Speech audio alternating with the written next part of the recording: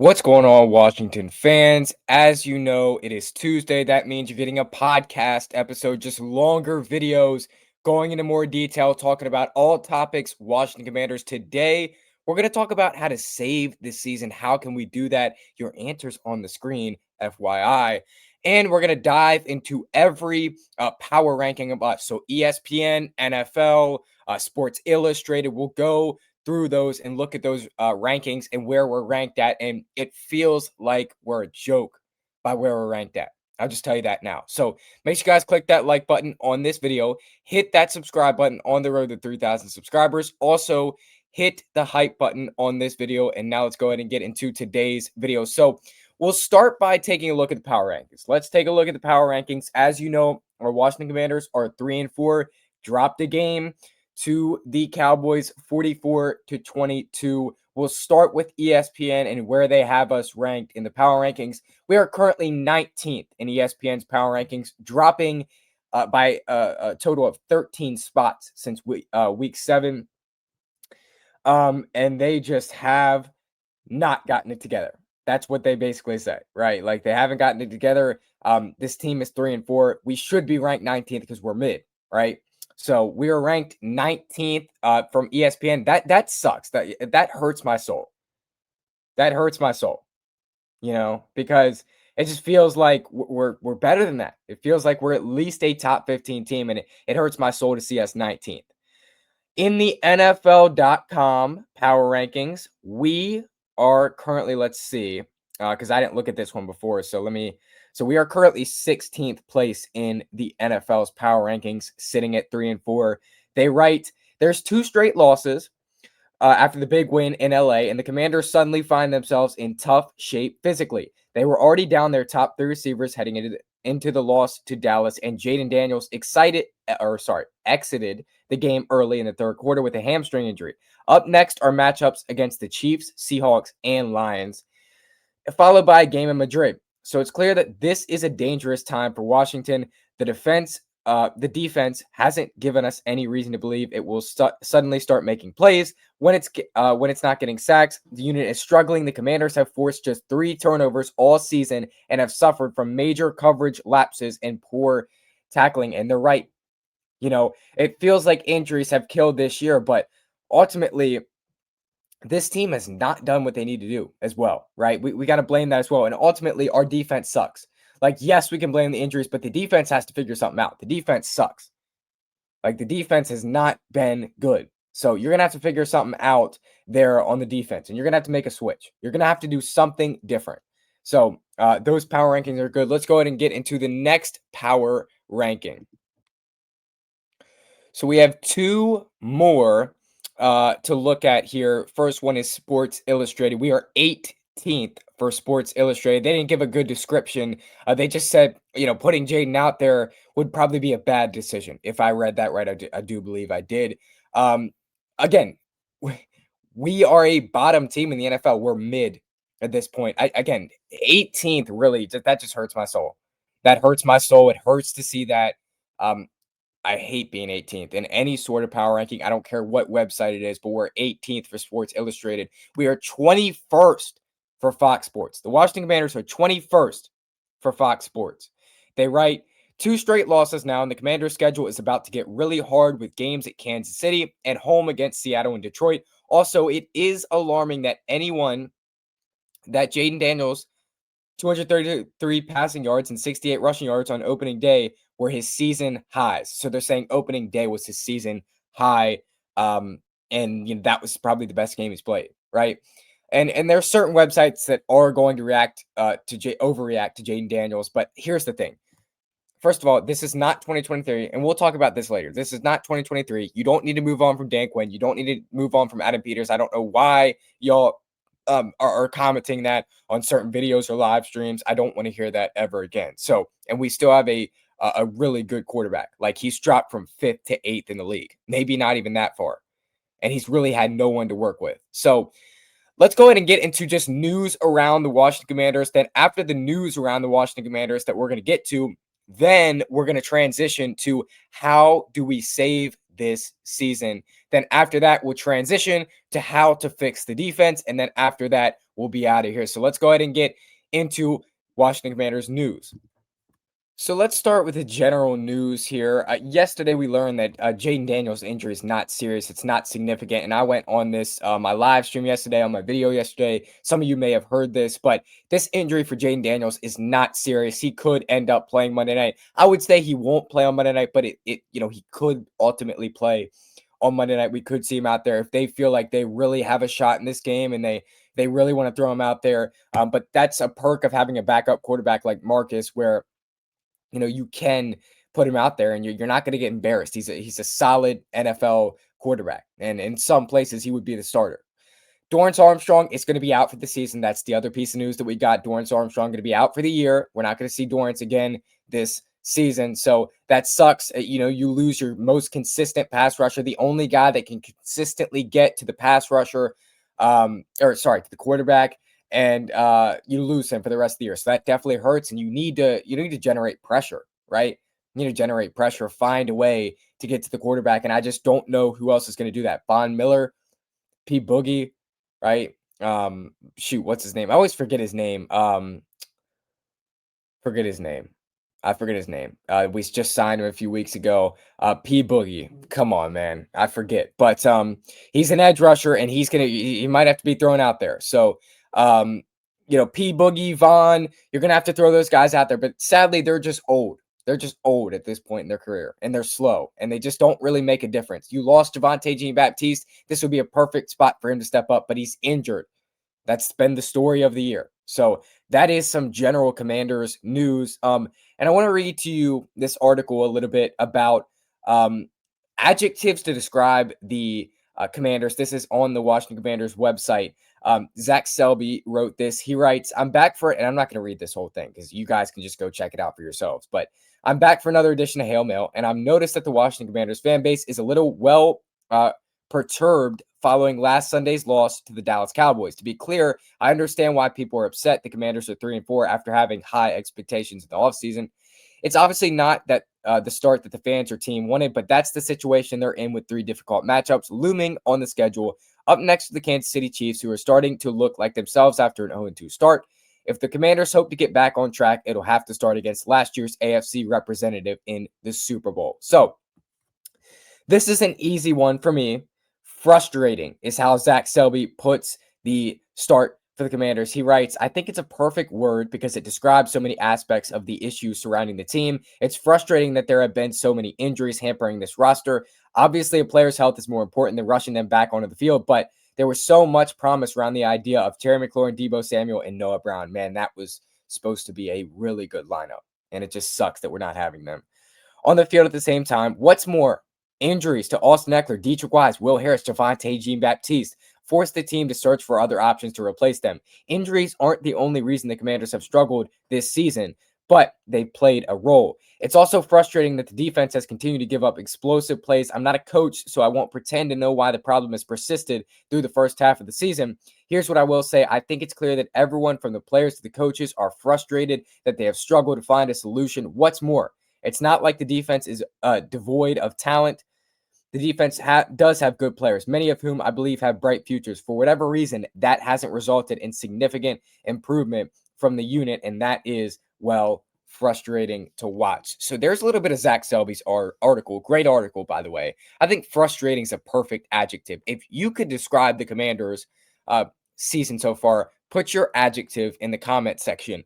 I'm going to go with disappointing, right? I think it's like frustrating. Disappointing means that for me, the injuries have really played a big role, and you feel like this season was in the cards for you. You feel like you could have done something this year after going to the NFC Championship last year.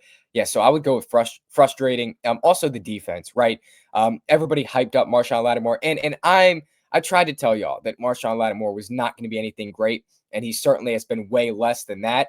And so the expectations for Lattimore, the expectations for Quan, the expectations for Mike Samerstow, the expectations for the defense were a lot higher than this. And yes, I know there's injuries, but even with Will Harris and Deatrich Wise, the defense was not going to be a whole lot much better. And so I think we fooled ourselves in training camp. I think we fooled ourselves in training camp because the offense was not at full strength. You never had Terry out there at training camp. You never had him out there. You barely ever had Noah Brown out there at training camp. Most days for Debo were a rest day. Zach Ertz had rest days. Like this offense was not at full strength when there was training camp. And that's why you saw the defense getting picks every day. That's why you saw the defense dominating the offense every day because the offense was not at full strength. The offense was a joke. That's why we got false hope for this defense. That's why. That's why we got false hope for the defense because the offense was not at full strength in camp. And so the defense has been disappointing. The whole team has been disappointing at this point, and the injuries have been disappointing, which that has nothing to do with it. And I think the penalties have been disappointing. The undisciplined football has been disappointing, to say the least. A lot of areas around this team have been disappointing, and your 3-4 start is obviously the biggest disappointment. I also think that even with Marcus playing, the loss to the Falcons is disappointing. The Bears loss is disappointing. You were at full strength, almost at full strength for the Bears game, right? You still had, don't get me wrong, you still had a lot of injuries, but you had what you needed to win that game. You could have won that game. You could have won that game. And they showed it because they almost won the game, right? So I don't want to make excuses for that game. Yes, a lot of guys were out though, but that's a game you capitalize on. That's the game where when the Eagles lose or when the Cowboys lose, you have to win that game. And that's a disappointing loss. So disappointing is the word for me that just really describes this Commander season. Really describes how bad this Commander season has been and how disappointing it has been. And again, a lot of Commanders fans have said that this season is over. I said that on Sunday. But that's a perfect segue into our next segment. Make sure you hit the like button if you have not done so. Make sure you subscribe if you're not subscribed, by the way. That's going to lead us into our next segment here on the podcast today. We're going to talk about how do you fix this Commanders season. So, fixing the Commanders season really relies on one singular thing, in my opinion. And I think that's 5. I still think 5 is elite. I would not go far into comparing JD5 to RG3. And I'm telling this to you. I'm never going to do it. I'm telling you this for words of advice. Don't ever compare RG3 and Jaden Daniels. Don't do it because you're just looking like an idiot. You just look like an idiot, right? So don't compare them. We still have an elite quarterback. And if he's able to play for the next 10 games, then we have a shot. I said that last week. I'm not going to back down from this because he's had a few bad performances. Whenever 5's on the field, we have a shot to win the game. That's a fact. That's factual.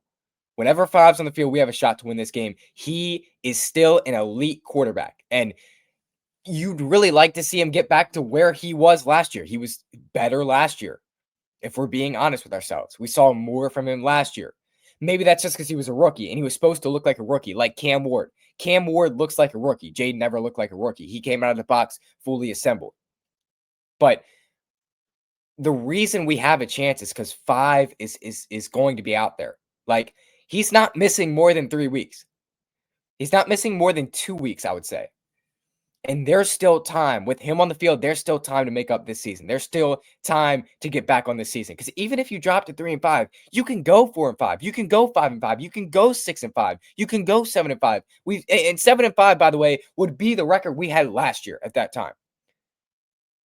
Like, this season is far from over. There's a lot of football left to be played. And the reason I was really telling you guys Sunday that the season was over because I thought Jaden was going to be out for the majority of the season. But after Dan Quinn said yesterday that Jaden his injury is not significant, well then it's like if we get him back on the field, we said last week if we dropped a game with the Cowboys, the season's not over. We said that.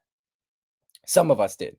We said that if we dropped a game to the Cowboys, the season wouldn't be over.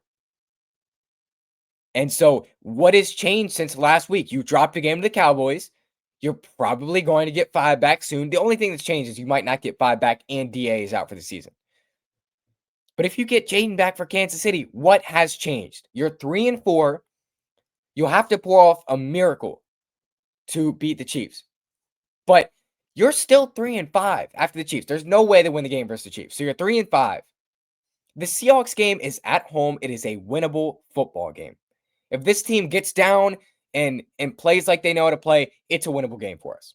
I don't care what anyone says, right? Week 10, it's the Lions. It's a terrible, hard matchup for us. But if this team is hungry enough, they'll put up a fight. So you're looking at 4-6 because you're going to lose to the Lions with how bad this defense is. By the way, we'll talk about the defense later. You're probably going to lose to the Lions, right? Then after the Lions, week 11, that's Madrid, Spain. That's the Dolphins. That's a win. You're 5-6. 5-6 is not out of this. We see teams every year that are 5-6 that are right there in the hunt. So you're 5-6, week 11. Week 12, I think that's the bye week. I think week 12 is the bye week for this football team. Week 12 or week 13. Either way, we have the Broncos, one of those weeks. Broncos and Vikings are the next two opponents. Let's just say that they are. So you can beat the Broncos. The Giants almost beat the Broncos. You can beat the Broncos, right?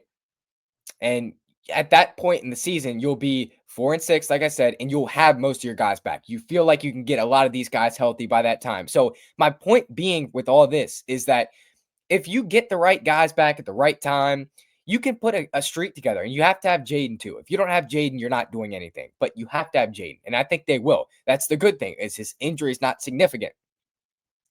You feel like you're going to get Jaden back, right? So we get the right guys back at the right time. I just feel like we can string together a few games. And so if you beat the Broncos, and because you can beat the Broncos, you're getting healthier. You'll have Noah out. I think what a lot of people forget is Noah Brown's not out for the year. He's out for 4 games. And while he hasn't been relied upon, or he hasn't been reliable, sorry, wrong word there, reliable, I feel like he has to play at some point this season, right? It's not what else could come up possibly that he can't play? Like, we're getting him back. I hope. Terry, you'll have him back by that time. He might come back next week. Jaden, you'll have him back. Debo, you'll have him back. Like, you'll have a lot of these guys back. You'll look to get some of the guys back that are on IR. Maybe you try. Maybe Drake Jackson's back. Maybe Treylon Burks is in there by that time. Like, you just don't know what's going to happen this season. You can't predict this season. So you're 4-6. You get guys back. You play the Broncos. I think the Broncos that game. Week 12 is the bye. Week 13 is the Broncos on Sunday Night Football, and you can beat the Broncos. You're 5-6 if you beat them. Vikings, you can beat the Vikings. You can beat the Vikings. I don't care. Again, you're getting healthier by this point in the season. You can beat the Vikings. So you'd be 6-6. And all we need to do is come out of there 6-6, and you have 5 straight of divisional opponents who I feel like we can beat. Again, when 5's on the field, I feel like we can beat anyone. And again, we'll talk about this defense later. It's been bad, right? But I feel like when 5's on the field, you can beat anyone.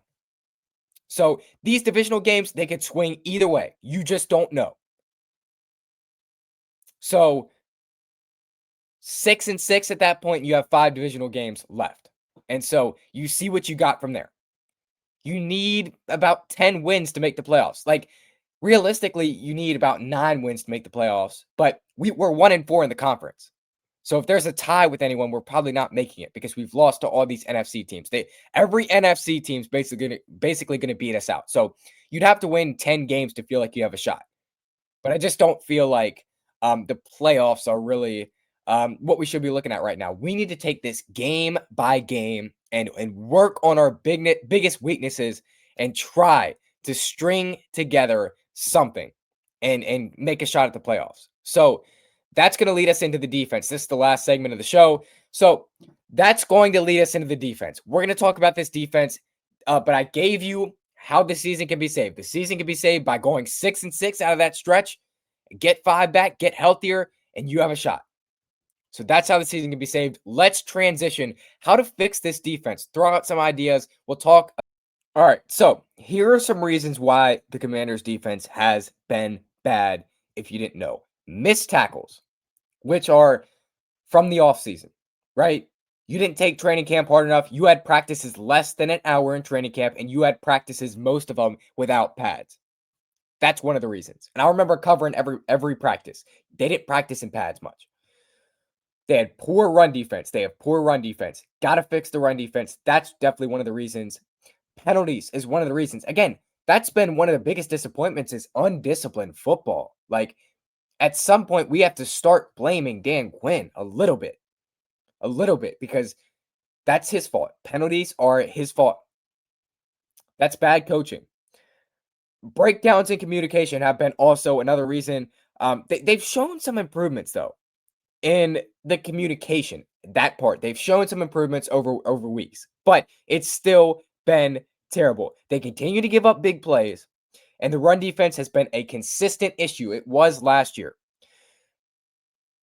but the front four they just don't set the edge. The front four just don't set the edge, man. And the linebackers are caught out of position constantly. Again, we know Bobby Wagner can't cover anything anymore. So we'll just have to face that fact and try to get Jordan on the field more, which they did last week. Like, let's start looking to solutions to try to fix this defense. First of all, like I just said, Jordan Magee, you have to get him on the field more. We can't get Jordan on the field. You can get Jordan on the field if you put Luvu on the line.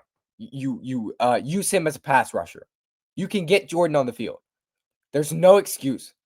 You can get him on the field. He looked really good out there. He was running around, making plays. He looked really good Sunday. Love to see him get more playing time.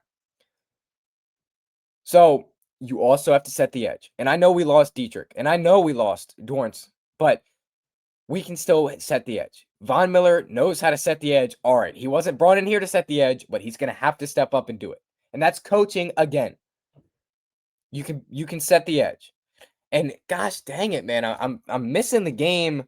I'm missing who we signed. Who do we sign? The edge rusher, man. P Boogie. I know who it is. 52. Or that's what he used to wear, at least, for his teams. I'm forgetting who that is, man. Let's see. P Boogie, where are you, man? Either way, I think it's 52 on the defense for the Commanders. Sorry, guys, I'm forgetting. He has to be able to set the edge. Again, he wasn't brought in here to set the edge, but he has to be able to set the edge. These edge rushers have to set the edge, and you can't allow big plays because when we talk about saving the season, you can't be giving up big plays. You can't be giving up big runs. So that's another reason how you're going to do that. And again, missed tackles. Fix the missed tackles. But the coverage has been one of the worst parts here. That's been the worst part about the defense. Let's talk about some solutions in coverage. I've seen the idea thrown out plenty of times. Throw Mikey on the outside, put Igbinoghene on the inside, bench Lattimore, right? I've seen put Lattimore at safety. I've seen that thrown out there. Like I've seen a lot of different options. I've seen just straight up replace Lattimore with Jonathan Jones. I've seen that. And I really don't think we should make any of those moves. Maybe you try some of those moves. Maybe try those moves for a game or a quarter or a half. Try some of those moves. But I don't think any of those moves are really going to be sufficient and sustainable.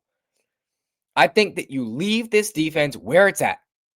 Because Dan Quinn said the other day, and John Keim on his podcast said the other day that they're not firing Joe Whitt. He confirmed it to us. They're not firing Joe Whitt. There's no plans to.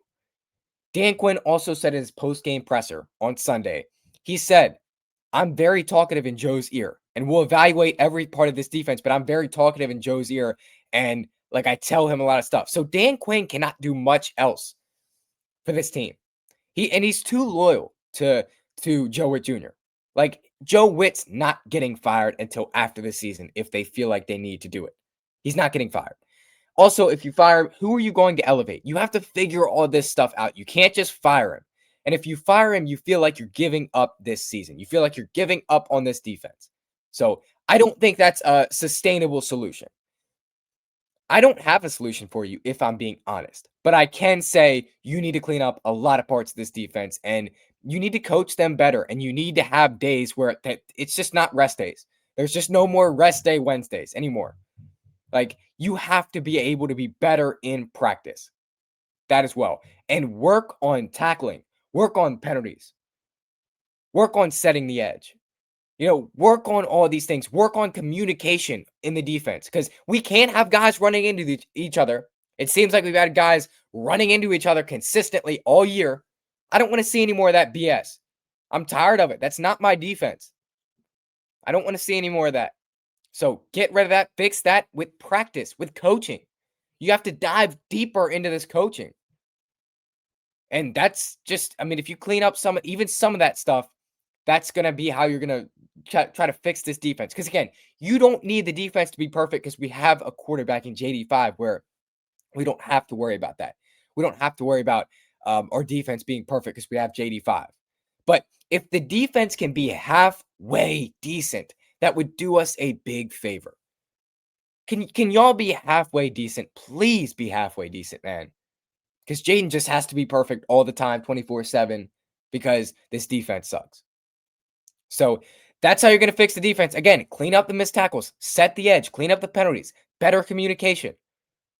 I think, you can leave Jordan McGee out there more. Rush Luvu, right? Don't put Bobby in coverage so much because part of this defense's problem as well is Joe Witt Jr. setting them up for failure. Why keep putting Bobby in coverage? Bobby's gonna have to cover the Bijan Robinson that runs across the middle. It's gonna happen because you set it up that way. Like, set these guys up for success. And I think that's how you save the defense. So, yeah, y'all, that's going to do it for me. That's going to do it for the video. That's all the content that I have for today for y'all. I hope you enjoyed this episode of the podcast. Make sure you smash that like button, smash that subscribe button as well, and hit the hype button if you have not done so yet. Leave your comments in the comment section. Any thoughts you have about this, what I may have missed or not talked about, or what you would say about our defense, right? How can we improve this defense? What would you say about the power rankings? And also, make sure you give me an adjective to describe the Commanders season. That's going to do it for me. You guys have a great rest of your day. And unless any breaking news comes out, I will not see you until Wednesday. And Wednesday is when this practice week will get started. Again, we play on Monday night, so the whole week gets pushed back, right? So Wednesday is your Tuesday, really. So that's going to do it for me. Or they might not practice tomorrow. They might not, because maybe they're thinking Thursdays when they're going to start the practice week. I don't know. I would think they're going to practice tomorrow, though. So if they do, we'll cover that. If there's any news, I'll cover that. So that's going to do it for me. Hail to the Washington Commanders. As always,